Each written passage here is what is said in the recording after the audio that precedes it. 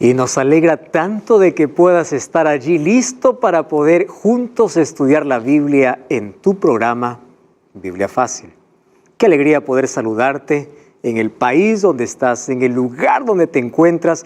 Estamos listos para abrir una vez más la palabra de Dios y descubrir y acompañar a Jesús a partir de hoy en el recorrido por el santuario. Exactamente, porque eso es lo que veremos a partir de hoy. ¿Tú sabías que el santuario era el camino que Jesús iba a recorrer? Quiere decir que un día Jesús vendría al campamento, luego entraría al atrio, luego pasaría al lugar santo y finalmente en el lugar santísimo, para que después Él pudiese volver a la tierra para poder llevar a todos aquellos que se entregaron a Él. Entonces, bienvenido a esta temporada de Biblia Fácil. Hasta aquí ya estamos viendo en otros capítulos, ya vimos cómo todo lo que había en el santuario representaba a Jesús, los muebles, las fiestas y cómo eso también se relaciona con nosotros. Bienvenido a un programa más y qué alegría que tú puedas estar allí acompañado de la familia o con Biblia en mano para juntos estudiar el capítulo de hoy. Antes yo quiero ofrecerte el DVD Santuario, el Camino de Dios. Un DVD preparado con mucho cariño para ti. Y puedes solicitarlo ahora mismo a nuestro número de WhatsApp, que es el +5512 9810 1460. Te repito una vez más, +5512 9810 1460. Y ya sabes que estoy aquí junto a 6 amigos que nos están acompañando durante esta temporada, y junto a estos 6 amigos que representan diferentes países de Sudamérica, estás tú, que también eres un estudiante de la Biblia y nos acompañas a través de Biblia Fácil. Grande abrazo para ti. A partir de hoy vamos a acompañar el ministerio de Jesús, porque siempre nos gusta hablar de Jesús, de las parábolas de Jesús, el nacimiento de Jesús. Incluso hay fechas marcadas en el calendario donde el mundo recuerda a Jesús. Hoy vamos a comprender un poquito más, acompañar de cerca cómo todo el ministerio de Jesús estaba revelado en el santuario. A partir de hoy ustedes van a comprender por qué es importante entender el santuario. Porque al entender el santuario vamos a ver que todo lo que Jesús hizo desde su nacimiento hasta su segunda venida también estaba representada en el santuario. Entonces hoy quiero colocar para ustedes 3 conceptos sobre el santuario. El santuario terrenal y sus servicios ilustran las 3 fases del ministerio de Cristo. En primer lugar, su sacrificio sustitutorio, Él muriendo en nuestro lugar. En segundo lugar, la mediación sacerdotal, lo que Él hoy está haciendo en el cielo. Y en tercer lugar, el juicio final, lo que Él hará después que salga de ser nuestro sumo sacerdote, después que salga del santuario. Entonces, estas 3 fases, aquí lo encontramos: la primera venida de Jesús, lo que Jesús hoy está haciendo y lo que Jesús hará para poder terminar con el pecado. Esas 3 fases, esas 3 cosas que Jesús hace en su ministerio, lo encontramos en el santuario. Hoy vamos a ver cómo es que Jesús fue nuestro sacrificio sustitutivo, pero vamos a ver los detalles desde su primera venida. Entonces, vamos a recordar algunas cosas. Pecado surgió en el santuario y en el santuario tiene que ser solucionado. ¿Quién estaba en el santuario como un ángel protector, allí cubriendo o allí siendo guardián de la ley de Dios? Lucifer. Pero un día él se rebeló contra Dios y como el pecado surgió allí, es allí donde hoy se soluciona. Ahora, otro concepto que hemos visto hasta aquí es que el pecado que comenzó en el cielo se trasladó a la tierra. ¿Cómo se trasladó?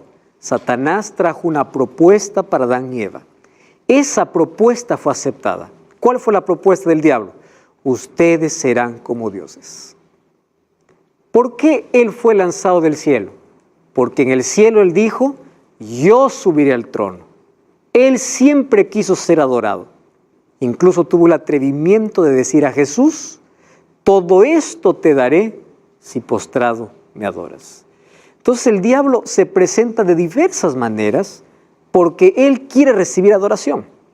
Hoy recibe adoración a través de tendencias, a través de música, a través de moda, a través de diversas formas, porque él siempre se esconde.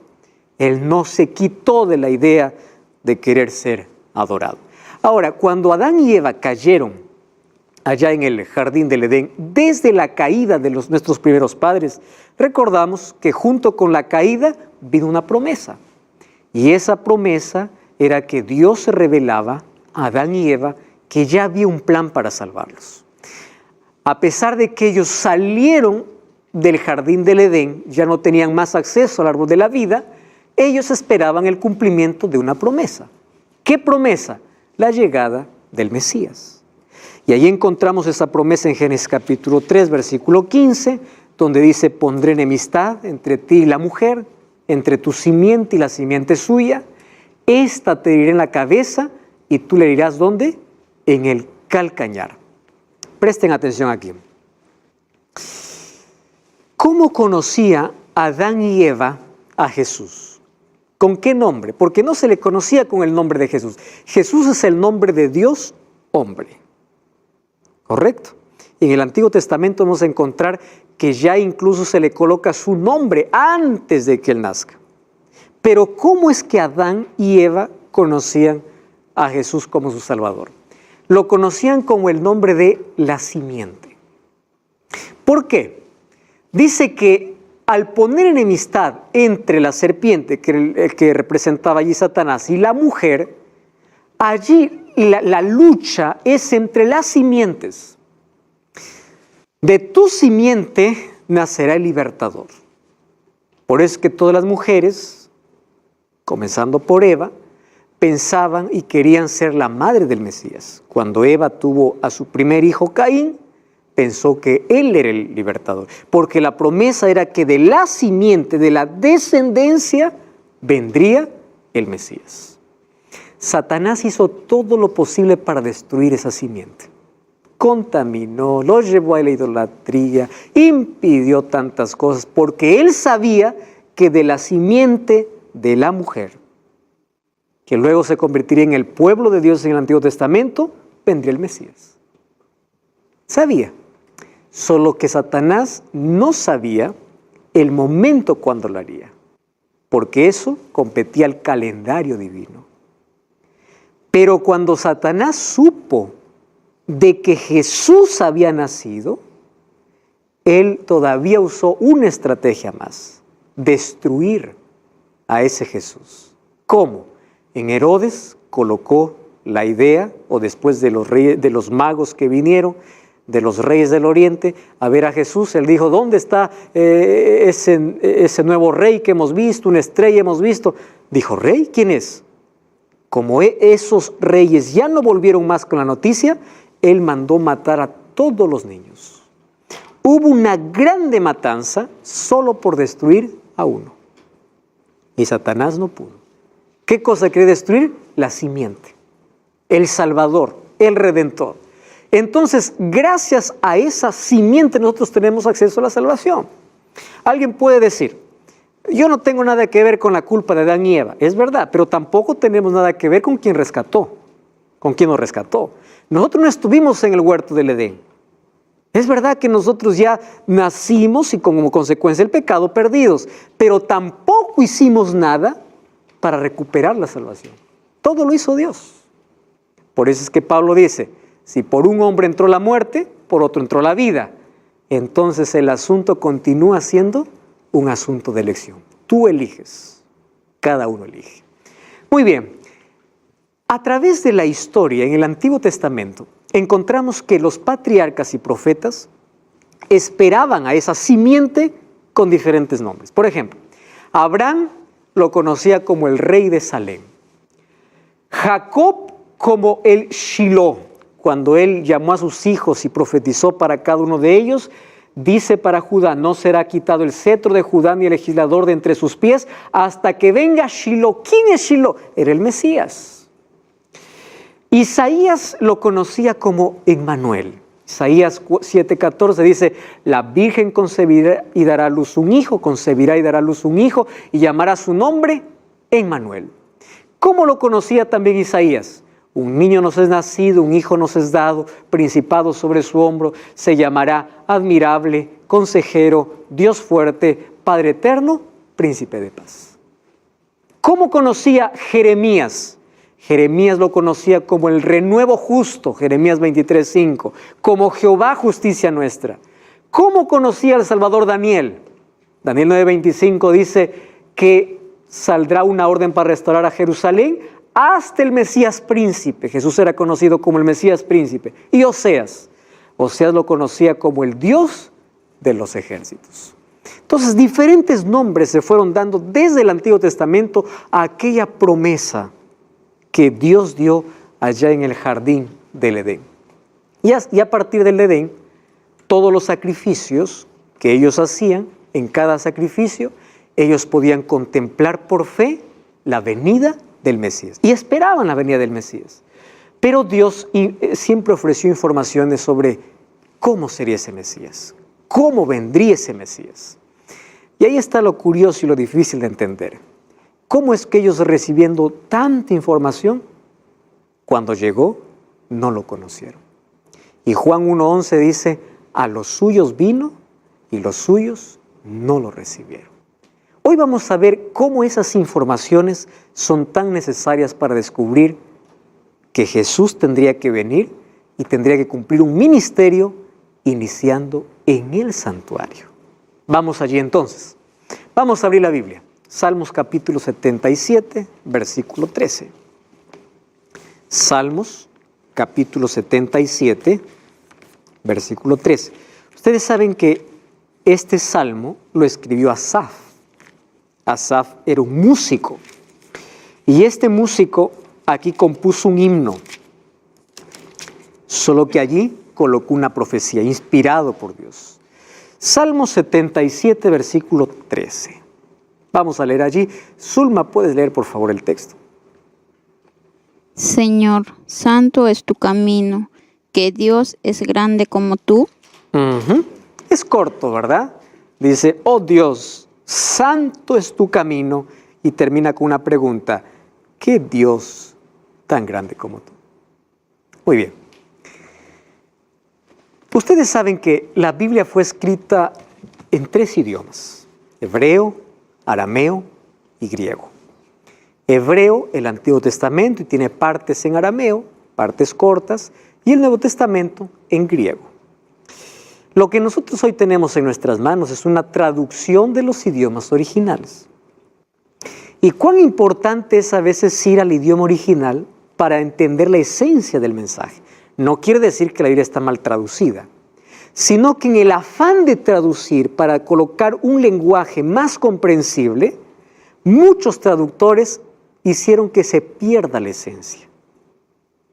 Por eso es que ahí está la importancia de ayuda, de comentarios, y yo les voy a recomendar un material muy lindo como para poder acercarnos más al idioma original, que se llama interlineal. ¿Qué es un interlineal? Está la palabra en el idioma original y está la traducción correcta como debiera ser. Solo que ustedes se van a dar cuenta que cuando van a la Biblia, por ahí hay algunas cosas que no fueron cambiadas. El mensaje sigue siendo el mismo, sino que pierde fuerza al momento de traducir. Yo no sé si ustedes alguna vez han traducido a alguien, a aquellos que conocen un idioma u otro. Al momento de traducir, tienes que buscar alguna otra palabra para expresar lo que le está diciendo. Y a veces pierde la fuerza. Cuando nosotros vamos al idioma original, que es el hebreo, encontramos la siguiente expresión de paso. El hebreo se lee de derecha a izquierda. Nosotros leemos de izquierda a derecha. Esta palabra, oh Dios, santo es tu camino, en hebreo es así. Elohim Bakodesh Derek. Ustedes no entienden nada, aquí solamente ven símbolos. Pero lo que dice es Elohim Bakodesh Derek. Derek es camino, Bakodesh, vamos a analizar esa palabra, Elohim es Dios. Ahora, ¿qué dice en el hebreo? La palabra Bakodesh aparece 28 veces. De las 28 veces, 26 veces se traduce como santuario, no como santo, santuario. Esta palabra, Bakodesh, solo que en nuestras versiones, en lugar de colocar santuario, le pusieron santo. ¿Correcto? Le pusieron santo. Entonces, la traducción de esto sería, oh Dios, Elohim, Bakodesh, el santuario, Derek es camino. Sería, oh Dios, el santuario es tu camino. Eso sería la traducción más literal al acercarnos al idioma original. Entonces, ¿qué cosa está diciendo Asaf? Está diciendo así, el camino de Dios, ¿dónde está? En el santuario. ¿Qué camino? El ministerio de Cristo. ¿Y eso qué significa? Que Cristo vendría a la tierra y de manera simbólica entraría a todo lo que se hacía en el santuario. Pero antes de entrar en el santuario, ¿dónde estaría? En el campamento. ¿Por qué? Porque recuerdan que toda la gente, ¿dónde estaba?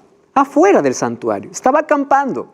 Y cuando Dios manda a Moisés a construir el santuario, le dice, yo quiero habitar con ustedes. ¿Ustedes saben qué significa la palabra Emmanuel? Dios con nosotros. Eso significa Emmanuel. Dios con nosotros. Ahora, vamos entonces a juntos descubrir cómo eso se cumple en el ministerio de Cristo. Porque si el camino de Dios es el santuario, quiere decir que Cristo recorrería, entraría al patio, entraría al lugar santo y entraría al lugar santísimo. ¿En qué momento? Eso lo vamos a ver ahora. Muy bien. Gálatas 4:4 dice así. ¿Puedes leer, Demetrio, por favor? Pero cuando vino en el cumplimiento del tiempo, Dios envió a su Hijo, nacido de mujer y nacido bajo la ley. Exacto, bajo la ley. Bajo la ley. Cuando se cumplió el tiempo. Esto significa que el cielo tiene un calendario. ¿Correcto? En el plan de salvación está marcado todo. Está marcado el día que Jesús iba a venir. Cuando se cumplió el tiempo, Dios envió a su Hijo nacido de mujer. ¿Recuerdan la promesa de Génesis 3:15? ¿De dónde vendría Jesús? De tu simiente. Nacido de mujer y nacido bajo la ley. Eso dice Pablo. Eso quiere decir que Jesús vendría a nacer aquí a la tierra y cumplir todo y hacer su camino, su recorrido en el santuario. ¿Cómo? Vamos a leer otro texto. Ahí ustedes abren la Biblia, también lo tenemos aquí en la pantalla. Juan 1:14. Yo no sé si alguien puede leer lo que está aquí. ¿Alcanzas a ver, Demetrio? Sí. Vamos allí entonces. Y aquel verbo fue hecho carne y habitó entre nosotros y vivimos su gloria. Gloria como el unigénito del Padre, lleno de gracia y de verdad. Juan está hablando acerca de Cristo. Él lo coloca con otro término. En el principio era el verbo. Verbo es palabra. La palabra logos en el griego. Palabra. Estaba con Dios, era Dios. Por Él fueron creadas todas las cosas. Y allí dice, aquel verbo, aquella palabra, se encarnó. Se hizo carne. ¿De qué está hablando? De la humanidad de Jesús. Ese Dios que se hace, ¿qué? Hombre. Eso es un misterio. Lo entenderemos en el cielo, en su plenitud. Hasta donde alcanza nuestra mente la revelación es Dios se hizo hombre. Punto. ¿Cómo? No lo sé. Él se encajó en el tiempo, entró en el vientre de una mujer, estuvo 9 meses y nació. Se hizo hombre. Ese verbo se hizo carne y aquí viene la palabra interesante, la palabra habitó. Hoy estamos mucho yendo a los idiomas originales. La palabra habitó, ¿recuerdan en qué fue escrito el Nuevo Testamento? Lo dije, en griego. La palabra habitó, en griego, es la palabra eskenosen. La palabra eskenosen viene del término esquené. Ahora les voy a explicar por qué esquenocén y no esquené. Esquené, ¿saben ustedes qué significa? Esquené significa tienda, tabernáculo, tienda. ¿Qué cosa está diciendo Juan? Dios envió a su Hijo, el Verbo se hizo carne y vino a la tienda. ¿Dónde estaba la tienda? ¿Dentro o fuera del campamento? Fuera del campamento. Habitó, en otras palabras, acampó. Vino a la tienda y habitó entre nosotros y allí vimos su gloria. ¿Y por qué la palabra esquenocén? Esquenocén es un neologismo. Les voy a explicar qué es un neologismo. Neologismo es una palabra nueva creada por alguien para explicar algún asunto que nunca fue tratado. Entonces hay personas que pueden crear un neologismo. Nunca escuché esa palabra. Pero ahí creas esa palabra para explicar algo nuevo. Entonces Juan usa un neologismo, usa una palabra que no se va a ver en otro lado. Dice, Dios tabernaculó, Dios vino con su tienda y acampó entre nosotros. Eso es lo que está diciendo. Habitó, acampó, fuera del santuario. Ese es el término esquenocén, que viene de esquené, que significa tienda. Ahora, qué interesante. Eso significa que si Jesús vino al campamento, en un momento tendría que entrar ¿a dónde? Al santuario. Porque el camino de Dios, ¿cuál es? El santuario. ¿Y cómo estaba el santuario? Aquí tenemos un cuadro donde estaban ubicadas todas las tribus de Israel. Miren, estaban 3 a cada lado alrededor del santuario. Aquí está este, oeste, norte y sur. El santuario estaba en el centro de todo el pueblo. Moisés y Aarón estaban ubicados en el este, la familia de Gersón al oeste, la familia de Merari al norte, los coatitas al sur. ¿Por qué ellos estaban aquí? Porque ellos estaban ocupados en los servicios del santuario. Esta gente. Y después, ¿quién estaba? Todas las tribus: Aser, Dan, Neftalí, Sacar, Judá, Zabulón, Simeón, Gad, Rubén, Manasés, Efraín y Benjamín. Todas estaban alrededor. Quiere decir que un día Jesús vino a acampar fuera del santuario y luego entraría por la puerta al santuario. ¿Cómo eso se cumple? Muy bien. ¿Cuándo Jesús entra al santuario? Antes de entrar al lugar santo, el lugar santísimo, ¿por dónde tenía que pasar? Por el patio, donde nosotros estamos. Y Jesús tuvo que entrar al patio en su ministerio. ¿Cómo entró al patio? Vamos a leer Mateo 3:16. Dice así la Biblia: y Jesús, después que fue bautizado, subió del agua, y los cielos fueron abiertos, y vio el Espíritu de Dios que descendía como paloma y venía sobre él. Ustedes recuerdan que ya les mencioné que esta agua servía ¿para qué? Para purificar. ¿Se acuerdan ustedes de la fuente de agua? Y también había un rito que envolvía la purificación de la vida. ¿Se acuerdan ustedes cuál era? Bautismo. Entonces, cuando Jesús entra del campamento al santuario, ¿por dónde entra primero?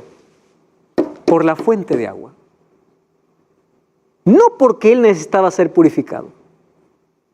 Él se bautiza primero para darnos ejemplo y luego él tomando nuestra culpa en sí.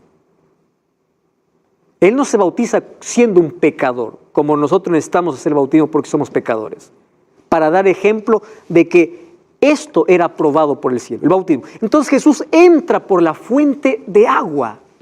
Miren, Lucas 3:23, miren lo que dice la Biblia. Jesús mismo, al comenzar su ministerio, era, ¿de cuántos años dice Lucas? 30 años. La pregunta es, ¿a qué edad Jesús entró al patio? A los 30 años. ¿Cuál fue el primer mueble por donde pasó? La fuente de agua. ¿Representado por qué? Por su bautismo.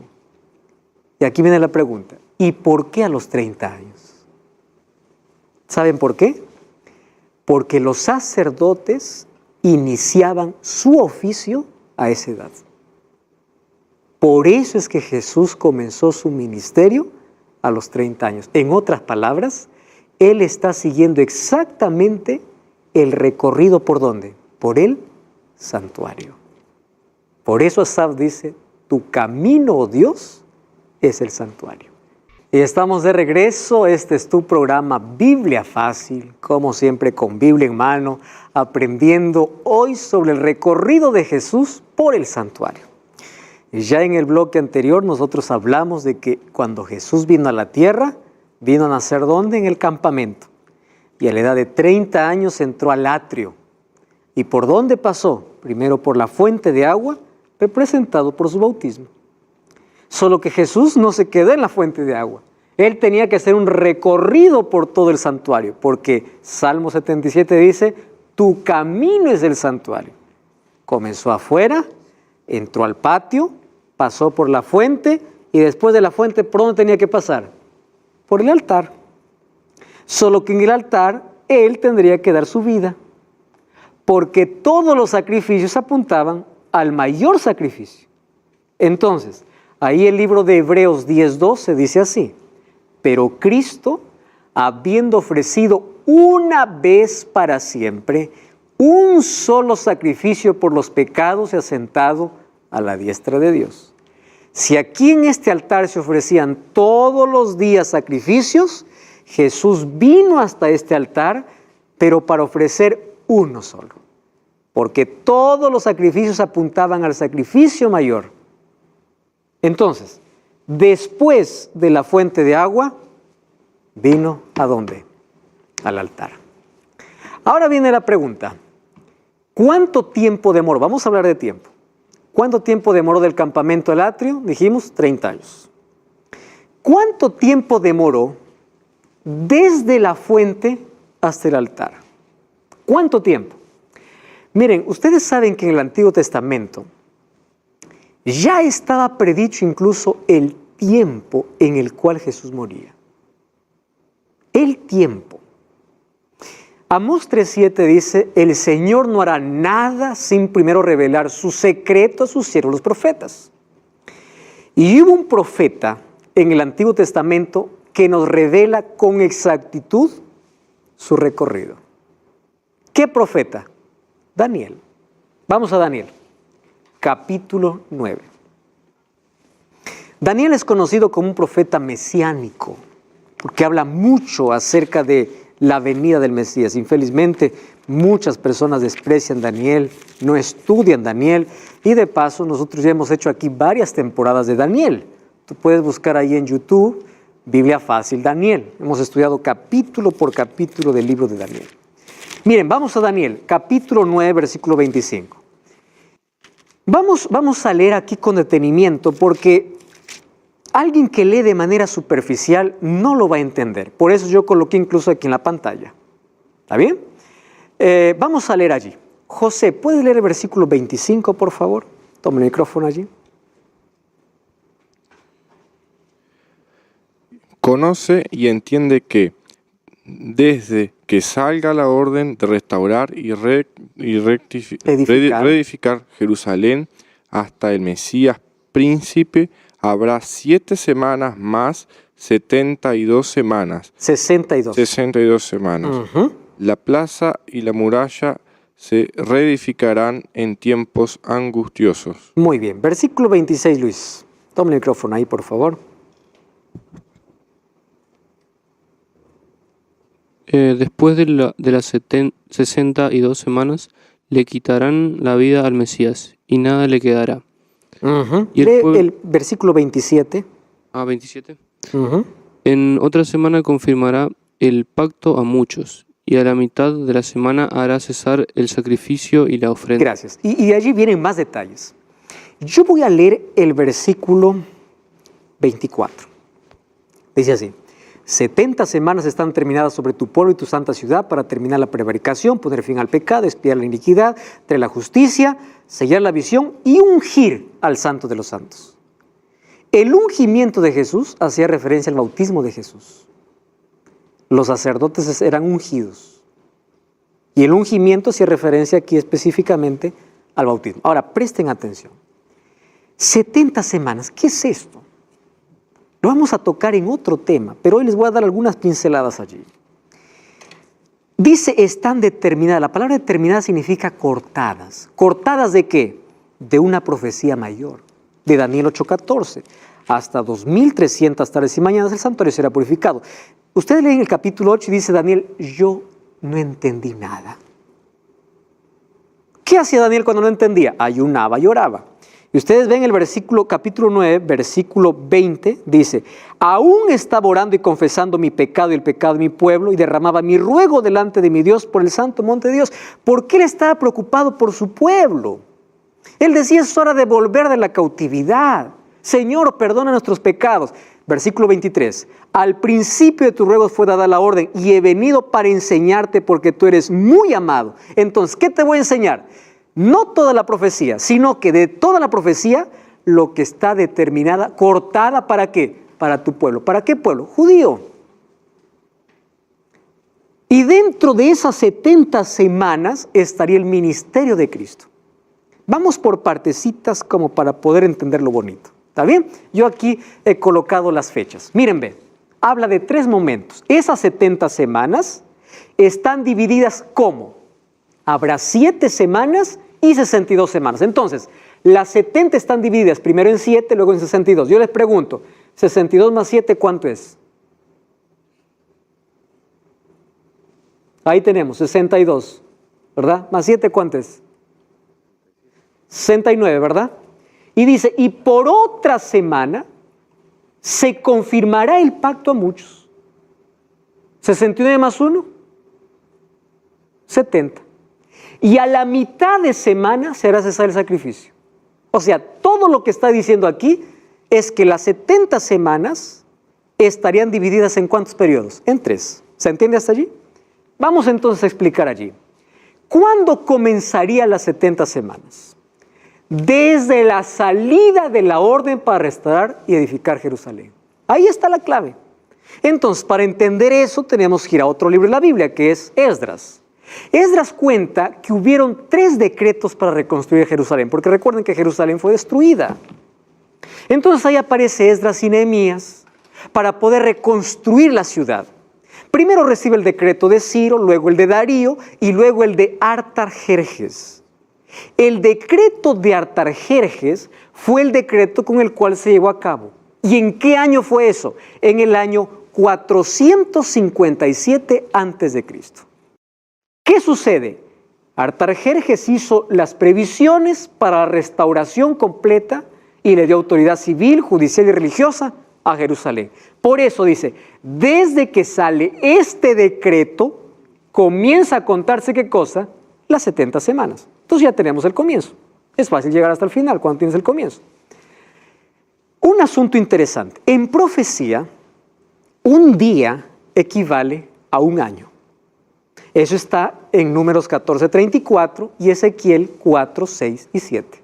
Un día en profecía.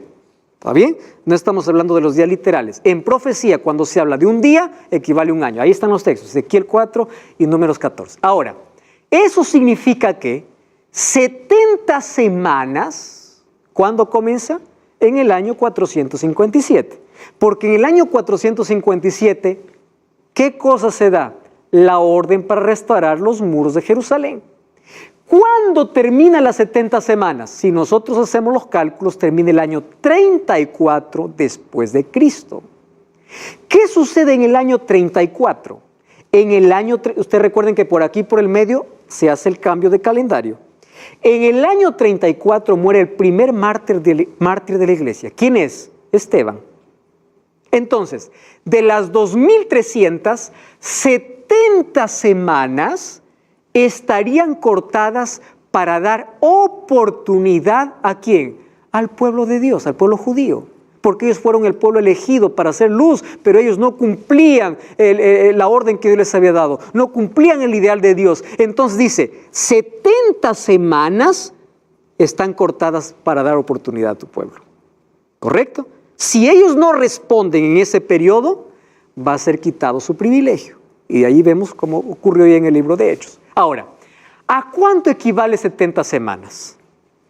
Es fácil, ¿no? 70 por 7, 490.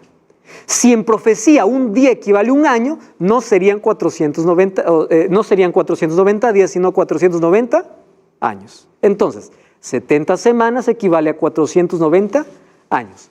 Muy bien. Gabriel, que fue el ángel, divide en 3 periodos. Ahí está.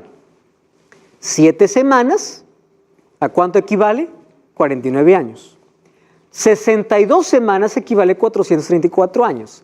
Una semana equivale a ¿cuánto? 7 años. ¿Cómo sacamos ese cálculo? Fácil, pues. ¿Cuántos días tiene la semana? 7. Entonces 7 por 7. Aquí 62 por 7. Una semana trae 7. Solo que en profecía un día equivale a un año. Hacemos la suma. 49 más 434 más 7 nos da 490 años, que equivale a ¿cuánto? A 70 semanas. ¿Todo claro hasta aquí? Muy bien, vamos al otro entonces. ¿Cómo eso se cumple en el ministerio de Cristo? Otra vez, 70 semanas es igual a 490 años. ¿Cuándo comienza? En el año 457. ¿Cuándo termina? En el año 34. Ahora, ¿dónde están los otros periodos? Aquí les explico. Muy bien, esos periodos están divididos en 3 momentos. Primer momento, primero dice 7 semanas. ¿Por qué 7 semanas? En 7 semanas terminaría de reconstruirse los muros. 49 años demoró. Porque hubo oposición, hubo tanto problema. 49 años. ¿Cuándo terminó? En el año 408. Justo como la profecía lo decía. Ahora, ¿cuál es el segundo periodo? 62 semanas, ¿se acuerdan? Muy bien, esas 62 semanas, dice que después de las 62 semanas se quitará la vida al Mesías. Solo que esas 62 semanas aquí hace otra división. ¿Correcto? ¿Por qué? Esas 62 semanas nos lleva justamente al año en que Jesús fue bautizado.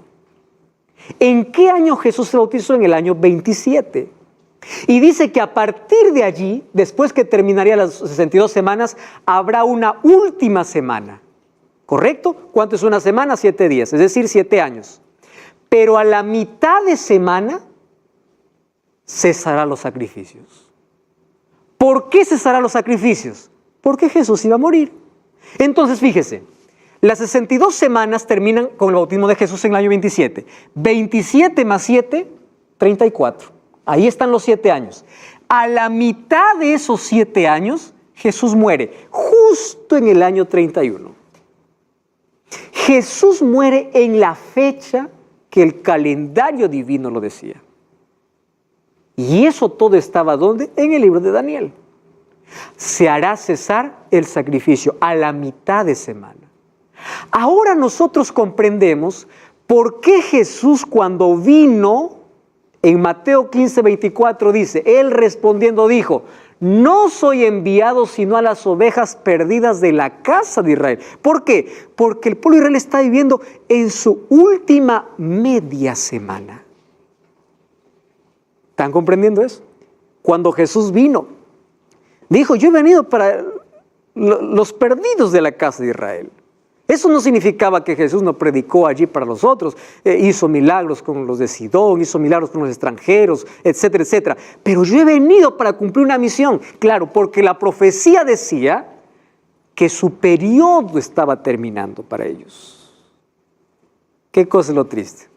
En lugar de aceptar, rechazaron. Rechazaron. No se cumplió el ideal. Ahora, el pueblo de Israel fue un pueblo elegido por Dios con una misión específica. ¿Qué cosa se estaba terminando? Su privilegio. Hoy día los judíos pueden salvarse, pero independientemente, no por ser judíos, sino por aceptar a Jesús. Y ustedes saben por qué Dios eligió a Israel. Vamos a ver la Biblia, Deuteronomio capítulo 7. Miren, este texto nos ayuda a entender. Deuteronomio capítulo 7, versículo 7. Deuteronomio, capítulo 7, el 5.º libro de la Biblia. Hasta aquí escribió Moisés. Versículo 7. Dice así, Zulma, tienes el texto, por favor. 7, ¿no? Por su afecto hacia vosotros, el Señor os eligió, no por ser vosotros más numerosos que todos los pueblos, ya que sois el más pequeño de todos. Muy bien. ¿Qué le dice Dios? Ustedes no se sientan todopoderosos. Dios nos eligió porque somos mejor. Miren esta versión. Mi versión dice así. No por ser más que los otros pueblos, Dios los ha escogido, porque ustedes son los más insignificantes. Pero ¿por qué lo eligió? El versículo 8 dice, pero Jehová los amó y guardó el juramento que juró vuestros padres y ha sacado con mano poderosa. ¿Cuál era la misión del pueblo de Israel? Ser luz para las naciones. Y mediante esa misión todo el mundo tendría el conocimiento de la verdad. ¿Pero qué sucedía con Israel? En lugar de ser luz, corría tras la idolatría. Cuando Jesús vino, en lugar de aceptarle, buscaban para matarle. Lo rechazaron, nunca lo aceptaron. Y se perdió, se acabó su oportunidad. Y a partir del año 34, con la muerte de Esteban, ustedes saben que el privilegio ya no es solo de un pueblo. Ahora todos somos llamados para hacer luz. Apóstol Pedro diría, ¿no? Todos nosotros somos ahora nación santa, pueblo adquirido, pueblo escogido por Dios. Ya no existe uno, todos somos llamados para eso. Entonces, es allí donde entendemos el ministerio de Cristo. Ahora, ¿qué sucedería a la mitad de semana? En la mitad de semana hará cesar el sacrificio y la ofrenda de manjares. Ofrenda de manjares eran también las ofrendas que se colocaban aquí en el altar del holocausto. ¿Cómo se cumplió eso? Con la muerte de Jesús. ¿Saben ustedes que cuando vamos al libro de Marcos encontramos detalles sobre la muerte de Jesús? Nosotros ya sabemos que Jesús murió en el año 31, a la mitad de semana. Pero en el libro de Marcos nosotros encontramos todo, el mes, el día y la hora en que Jesús murió. Murió en el año 31. ¿En qué mes murió? En el mes de la Pascua.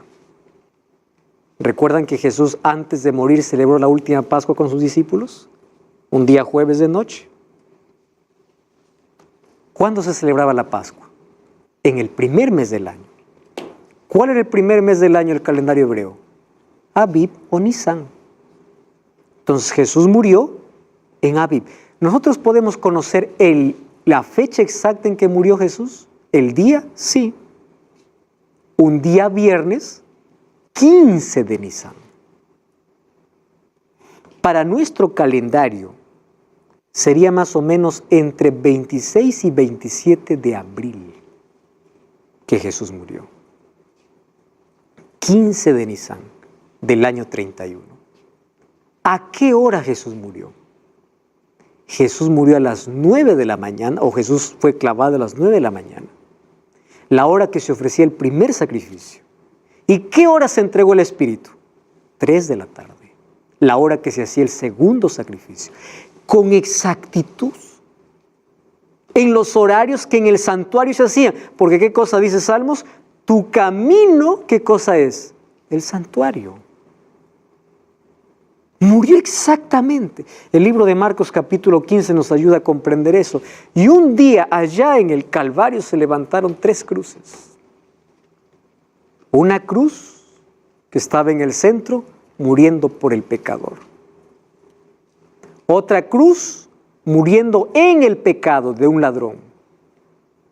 Murió en el pecado. Y en la otra cruz hubo un ladrón arrepentido. Esa cruz representa a aquellos que morían pero salvos, ¿verdad? Muriendo al pecado. Es interesante un juego de palabras aquí que voy a hacer. En las 3 cruces, uno moría en el pecado, otro moría por causa del pecado, que era Cristo, y el otro moría al pecado, que era el ladrón arrepentido.